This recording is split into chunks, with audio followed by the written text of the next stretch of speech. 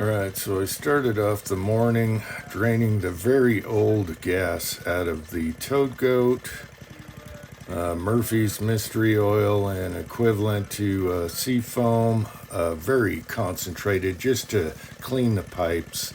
It started on the second pull and purred like a kitten. Do a little adjustment on the carb, but there's not much. And so at least that's running good. It'll get my fat ass up the driveway, no problem. But there's more to do on that later. All right.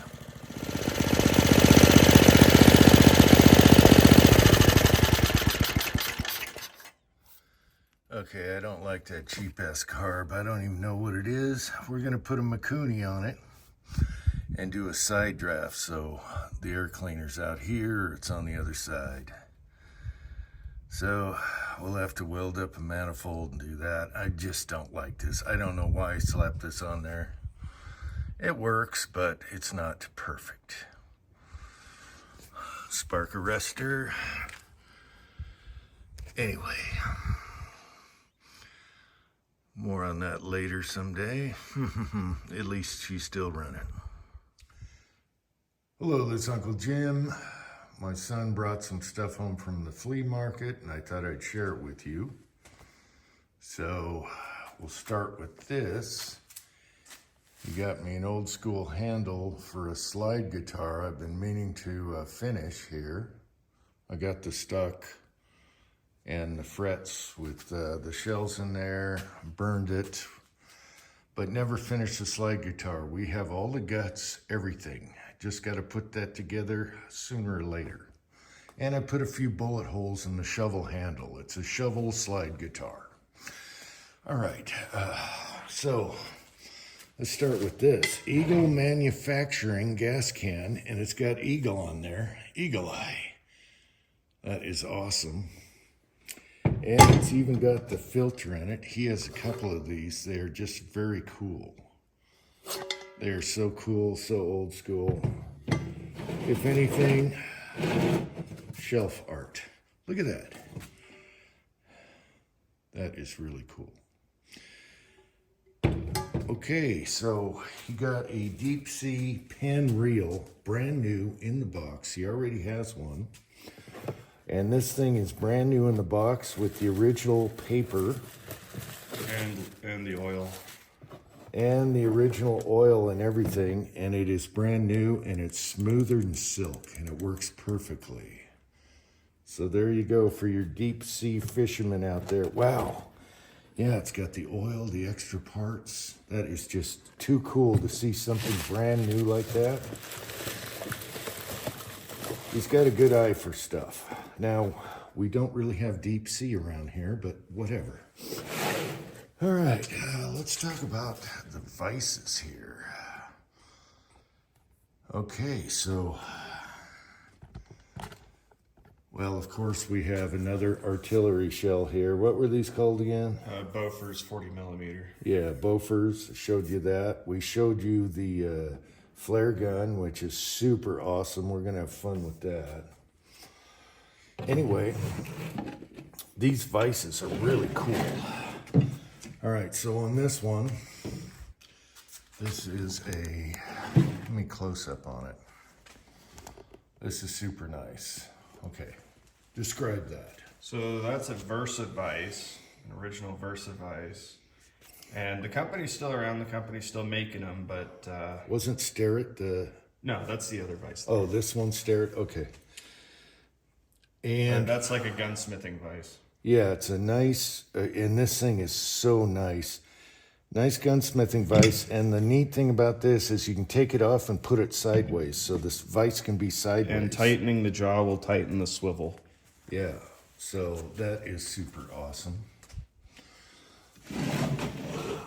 So there's that guy. Let's get out of focus here. Now, this guy is a what? That's an Athol. What? No. Athol? Athol. Not to be confused with Apple. Let's do a close-up on that. And it looks like it has a little anvil on here, which you're not supposed to hammer on your vices. However, I think it's more to protect the screw. Okay, maybe but you can also do copper and stuff and be gentle. Someone polished the tops here, but it has the original paint. We just love old school vices, okay? They're so much better than Harbor Freight stuff. Okay, any other things? Starrett, it used to be Starrett. Starrett bought out Athol Machinery Company Okay, and became Starrett Tools. And this is old. So that's Starrett before the Starrett. And what era? That's over 100 years old. Okay, this is over 100 years old, and you can see it is just perfect precision. It's beautiful. You just don't get that. The name that is stamped on that vise went out of existence in 1922. 1922, they went out of existence. Okay. The name did. It changed. But you can tell the difference. The way there's no slop on these guys. Okay, it's just America. This one's really smooth. Yeah. So. Yeah. Anyway, and of course he loves his old plumber's wrench, whatever you want to call it. Monkey wrench. These are so cool. And this is made by Coase and Billings. Coase and Billings. And it's in beautiful condition. He's got a good eye for stuff. And these are my favorite. I wish they'd go back to the wood handles. They're just, look at all the work they put into that stuff. So there's that. Are we on regular focus? Probably not. Okay, another one of these. He's got tons of these. That's a Starrett. I don't have one that small. That's a little tiny Starrett, and it works so good. And again, you don't have that slop. You can use it, in precision. It's very nice. All right, let's walk over here. Of course, you can't come home. I'm surprised you didn't bring any anvils home. I'm so happy. I didn't see a single one.